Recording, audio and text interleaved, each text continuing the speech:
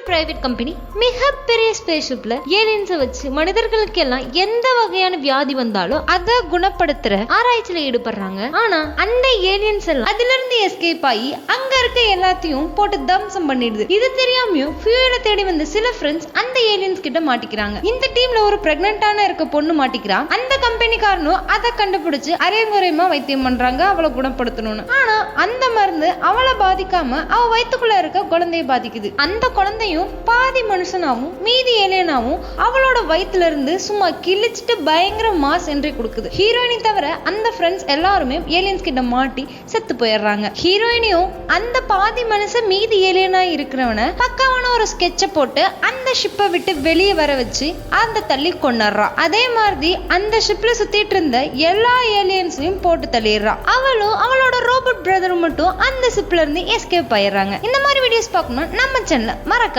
Subscribe பண்ணிக்கோங்க.